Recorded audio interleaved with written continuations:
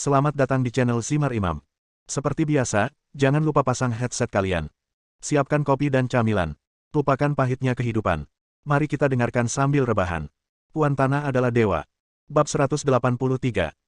Ketika Qin Ming kembali ke rumah sakit, Gu Qingyi sudah bangun dan si Alan juga ada di sini. Gu Qingyi tampaknya memperlakukan bangsal itu sebagai kantor, melakukan panggilan telepon satu demi satu, dan mengarahkan penanganan insiden kebakaran di pabrik teknologi tinggi Gu dari jarak jauh. Setelah melakukan panggilan telepon, Gu Qingyi menatap Qin Ming. Anda kembali tepat waktu. Silakan pergi ke pabrik teknologi tinggi Gu untuk memeriksa situasi kebakaran atas nama Anda. Anda adalah manajer keamanan, dan pekerjaan ini juga berada dalam lingkup tanggung jawab Anda. Selain itu, saya mengirim Bai Linglong ke menemanimu. Terima kasih atas kerja kerasmu. Di paruh terakhir kalimat, Gu Qingyi menyampaikan permintaan maaf yang mendalam. Bagaimanapun, Qin Ming terluka dan dia merasa kasihan padanya karena dia lelah berlarian, tetapi dia harus mengirim seseorang untuk memahami situasinya saat itu juga. Dan Qin Ming adalah kandidat yang paling cocok. Oke. Qin Ming langsung setuju. Qin Ming akan memeriksa situasi kebakaran. Dia harus bolak-balik setidaknya setengah hari. Dia tidak tahu jam berapa dia akan kembali di sore hari. Keselamatan Gu Qingyi menjadi perhatian terbesarnya, jadi dia berulang kali menyuruh Zhou Zi untuk melindungi Gu Qingyi dan tidak membiarkan siapapun yang mencurigakan masuk. Bangsal. Sebagai presiden, setiap tindakan Gu Qingyi menarik perhatian seluruh perusahaan. Jika dia dirawat di rumah sakit dan tidak pergi bekerja, kabar akan segera menyebar. Maka seseorang pasti akan datang berkunjung dan menyampaikan belasungkawa memancing di perairan yang bermasalah. Qin Ming merasa itu sangat mungkin. Rawat inap Gu Qingyi adalah saat yang tepat untuk menyerang lagi. Untuk memastikan keselamatan Gu Qingyi, Qin Ming meminta Zhou Zi untuk segera menghubungi pembunuh si Jue dan mengirim seseorang secepat mungkin untuk melindungi Gu secara diam-diam. Qingyi. Akan lebih baik jika itu seorang wanita, semakin mampu semakin baik. Setelah semuanya diatur, Bai Linglong datang ke rumah sakit, dan Xiaoya ikut bersamanya. Kaki Bai Linglong terkilir dan belum pulih, jadi dia tidak bisa mengemudi. Setelah keduanya mengunjungi Gu Qingyi, mereka membawa Qin Ming ke pabrik teknologi tinggi Gu. Kamu tidak perlu menggunakan tenaga kerja gratis dengan sia-sia. Manajer Qin, biarkan kamu yang mengemudikan mobil. Kata Xiaoya sambil tersenyum. Hei, aku juga sakit, apakah kamu tega menggangguku? Qin Ming mengerutkan bibirnya. Ada apa denganmu? Kenapa aku tidak tahu? Xiaoya memandang Qin Ming dari atas ke bawah, seolah dia berusaha mencari alasan untuk bermalas-malasan. Ini adalah bukti terbaik. Qin Ming membuka kancing bajunya dan memperlihatkan separuh lengannya. Mengapa kamu terluka? Apakah kamu baik-baik saja? Bai Linglong bertanya dengan prihatin ketika dia melihat kain kasa melilit lengan Qin Ming. Cedera kulit, tidak ada tulang. Ini akan baik-baik saja setelah beberapa hari pemulihan. Qin Ming tidak menyebutkan bagaimana dia terluka tadi malam. Melihat Qin Ming benar-benar terluka, Xiaoya meminta maaf, aku benar-benar tidak tahu kamu terluka juga. Ayo, aku akan menjadi sopir gratis untuk kalian berdua yang sakit. Hei, kalian berdua benar-benar merasakannya. Bersimpati satu sama lain. Hibur jiwa dan ragamu yang terluka, aku berjanji tidak akan mengintip. Hibur kamu hantu berkepala besar, menyetir. Bai Linglong tertawa dan memarahi. Qin Ming dan Bai Linglong sama-sama duduk di kursi belakang, dan mobil perlahan-lahan berangkat dan menuju ke luar kota. Bawalah kakimu ke sini dan aku akan meremasnya untukmu, kata Qin Ming. Lenganmu terluka, lupakan saja. Lagi pula, pergelangan kakiku sudah tidak menghalangi lagi. Bai Linglong berkata dengan penuh pertimbangan. Qin Ming menepuk pahanya dan berkata sambil tersenyum, letakkan di sini, saya akan menggunakan tangan kiri saya untuk mencubitnya untuk Anda. Jika Anda tidak menggunakan tangan kanan Anda, itu akan baik-baik saja. Juga, jangan khawatir, saya telah mencubit tulang secara profesional selama 30 tahun, dan tidak ada masalah dengan tangan kiri dan kanan saya. Saya jamin tidak akan patah. Berhentilah membual. Xiaoya tidak tahan dan bercanda. Yi berkata, berapa umurmu? Kamu telah menjadi profesional selama 30 tahun. Kamu masih hampir profesional dalam berlatih lengan kilin. Apa itu lengan kilin? Saya belum pernah mempraktikkannya. Bisakah Anda menjelaskannya? Qin Ming bertanya dengan rendah hati, seolah dia tidak malu untuk bertanya. Jika kamu tidak tahu, kembalilah dan cari kamus, atau minta Sister Bai untuk menunjukkannya padamu. Ayo, aku tidak ada hubungannya denganmu, konsentrasi saja saat mengemudi. Bai Linglong berpura-pura marah. Sambil berbicara, Qin Ming telah mengangkat kaki ramping Bai Linglong. Bai Linglong tidak punya pilihan selain menggerakkan tubuhnya, bersandar di pintu mobil, dan meletakkan kaki kanannya di paha Qin Ming. Tidak ada wanita yang tidak menyukai kecantikan, tidak terkecuali Bai Linglong. Dia menganggap memar di pergelangan kakinya jelek, jadi dia secara khusus mengenakan stoking hitam hari ini. Kaki indah yang dibalut stoking memancarkan daya tarik yang mematikan. Saudari Bai, kamu terlihat lebih cantik dengan stoking hitam. Saya tidak tahu berapa banyak pria yang terpesona olehnya, kata Qin Ming menggoda. Dia dengan lembut menekan tangan kirinya ke jari kaki Bai Linglong dan perlahan menyelipkannya ke arah pergelangan kaki. Stocking sutra dan batu giok terasa di ujung jarinya. Membuat kulit halus dan lembut. Jujurlah dan jangan memanfaatkanku. Bai Linglong berpura-pura marah dan menendang Qin Ming, tapi kekuatannya sangat ringan. Ahem. Xiaoya, yang sedang mengemudi, terbatuk 2 kali untuk membuktikan keberadaannya dan tidak memperlakukannya seperti udara. Bagaimana saya bisa memanfaatkan saya dengan mencubit kaki Anda? Qin Ming berargumen, saya seorang dokter sekarang.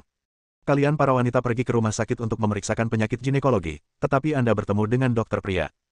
Membiarkan dia menemui dokter adalah sebuah hal yang buruk. Masalah besar dalam menyelamatkan nyawa dan menyembuhkan yang terluka. Jika Anda ingin mengatakan bahwa dokter adalah hooligan, Anda menghina profesi dokter yang sakral dan agung. Kamu benar, aku tidak bisa memberitahumu apa yang harus kamu lakukan. Bukannya saya benar, tapi saya menyatakan fakta.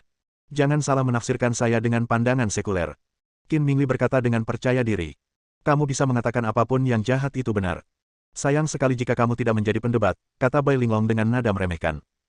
Jangan bicara tentang yang miring, meskipun bengkok, saya bisa meluruskannya. Saya bisa menekuknya jika lurus. Betapa hebatnya mereka. Puff. Kata-kata ini membuat Bai Linglong dan Xiaoya tertawa terbahak-bahak, dahan bunga bergetar, dan tawa terus berlanjut. Waktu bahagia selalu terasa singkat, dan tidak butuh waktu lama bagi kedua wanita cantik itu untuk tiba di pabrik teknologi tinggi Gu.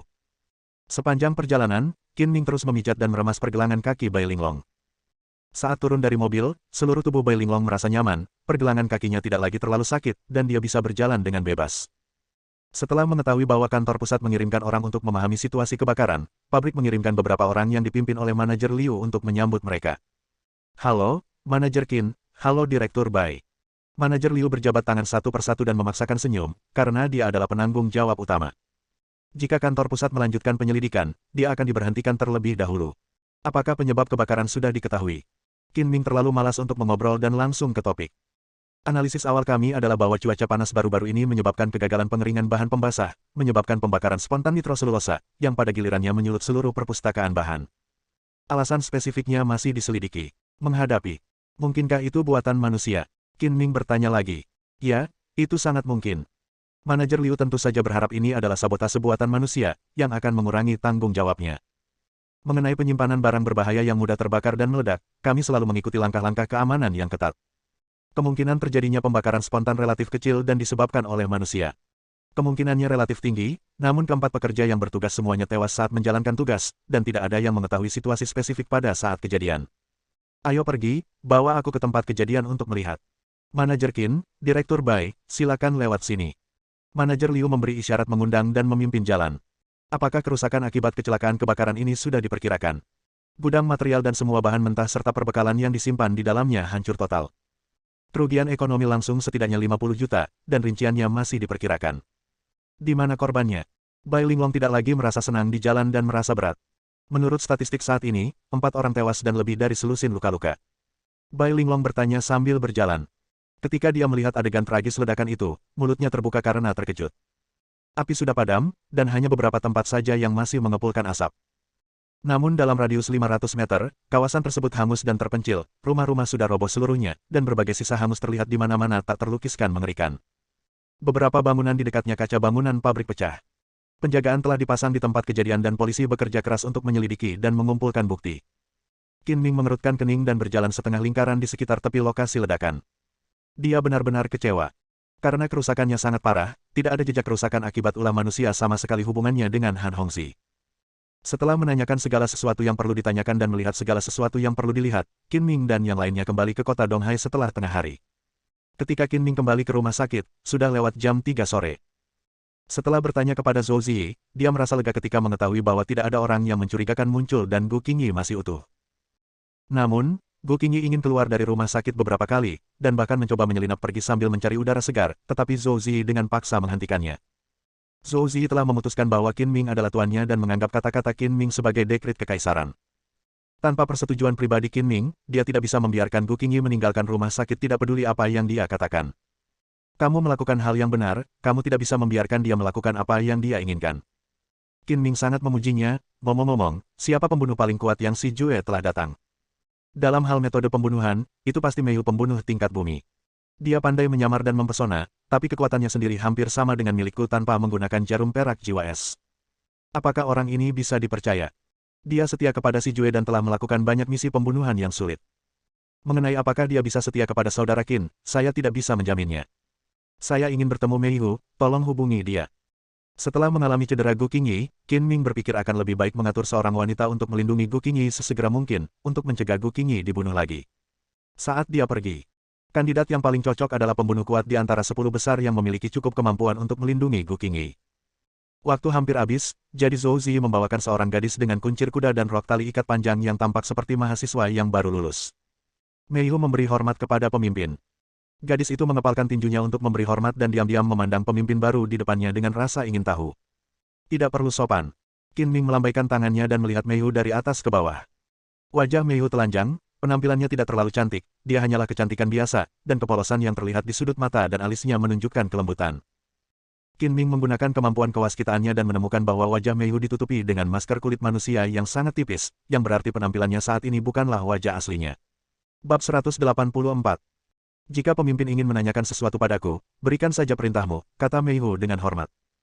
Bukan apa-apa, aku hanya ingin bertemu denganmu, kalau kamu bertemu denganku sebagai pemimpin baru di jalan dan tidak mengenalku.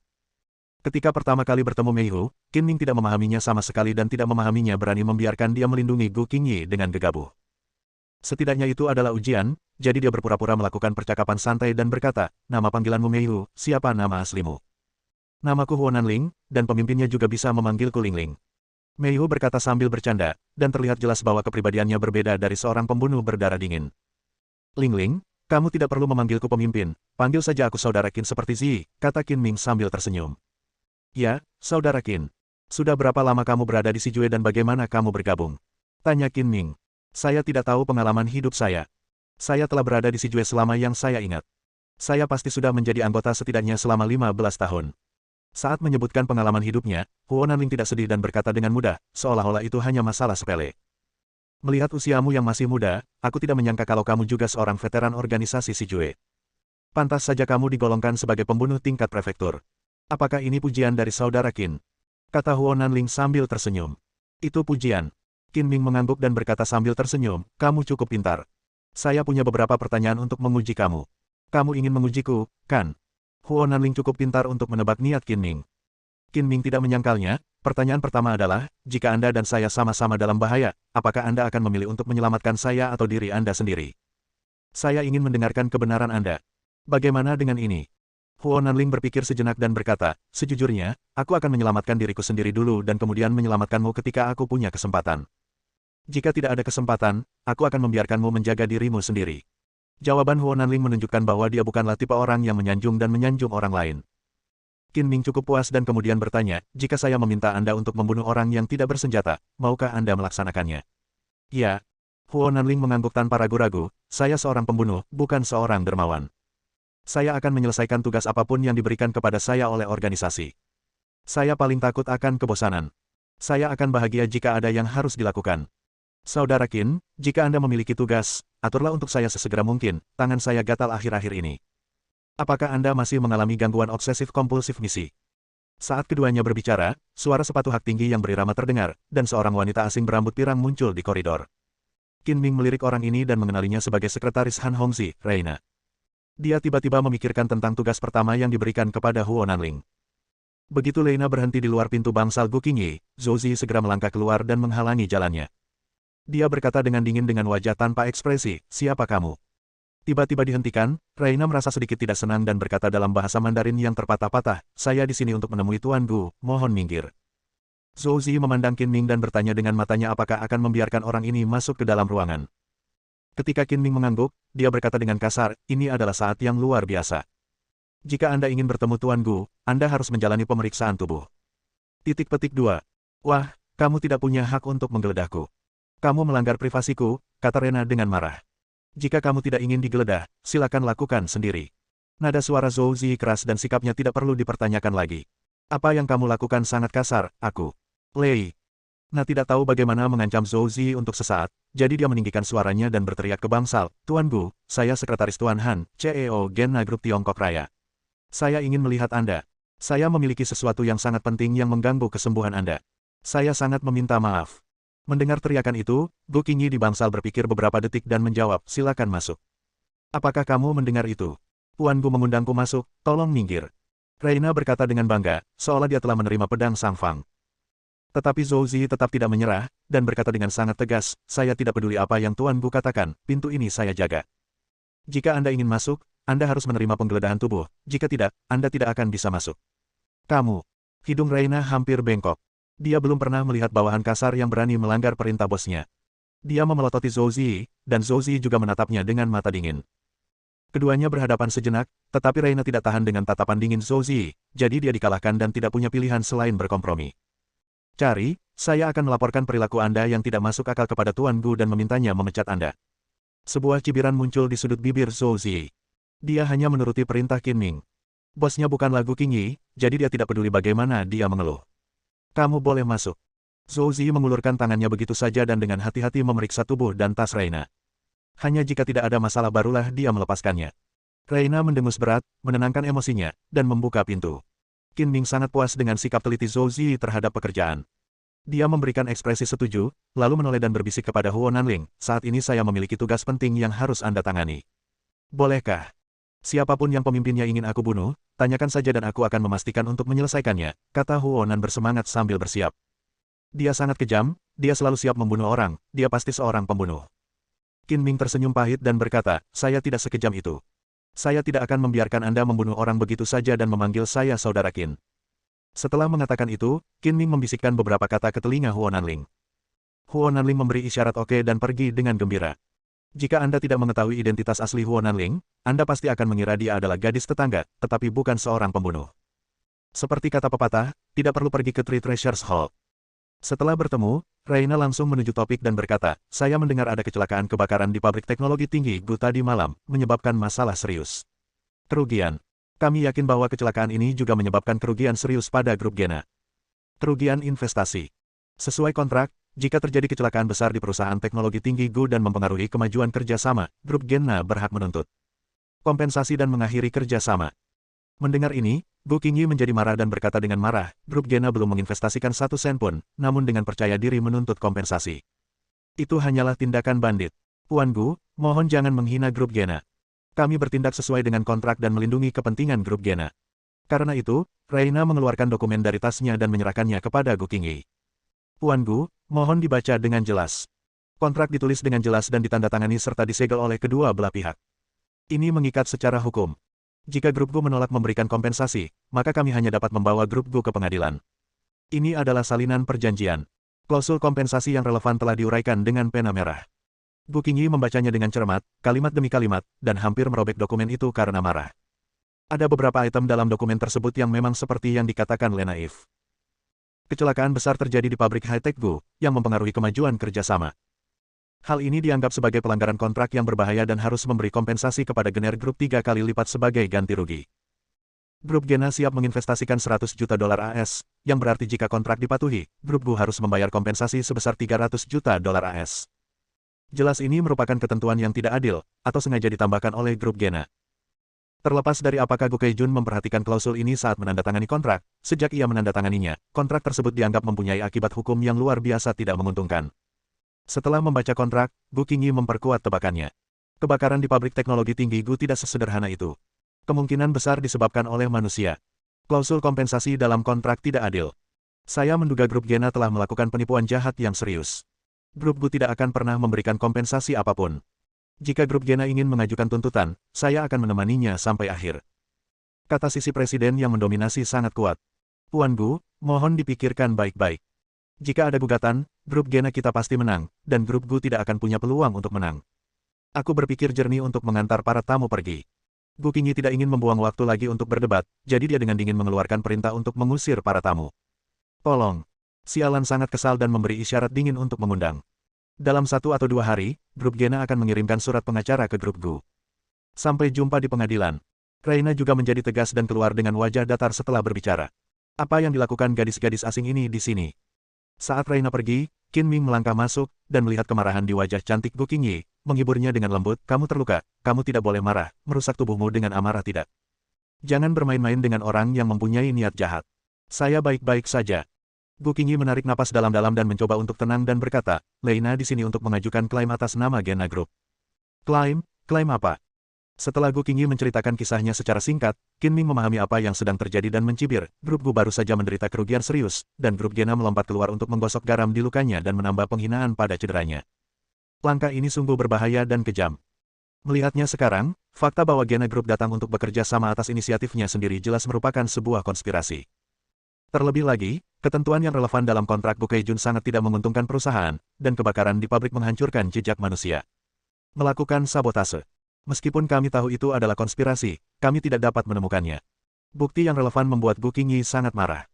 Anak itu Han Hongxi sedang memainkan trik kotor. Bukti apa yang harus kita sampaikan kepadanya? Qin Ming berkata sambil bercanda, saya telah memikirkan tindakan balasan. Anda dapat santai dan menyerahkan masalah ini kepada saya. Qin Ming, jangan main-main. Memikirkan metode pembunuhan Qin Ming tadi malam, Gu Qingyi buru-buru mengingatkannya. Jangan khawatir, saya melakukan segala sesuatunya dengan cara yang terukur. Ketergantungan terbesar Han Hongxi adalah kontrak yang ditandatangani. Jika dokumen kontrak hilang, bagaimana kita bisa membuktikan bahwa dia menandatangani perjanjian kerja sama dengan grup Gu? Tidak ada cara untuk mengimbangi. Maksudmu adalah... Gu Qingyi menebak niat Qin Ming, untuk kontrak sepenting itu, Han Hongxi pasti menyembunyikannya di tempat yang aman seperti brankas. Tidak mudah untuk menghilangkan kontrak itu. Ini sulit bagi orang lain, tetapi sangat sederhana bagi saya.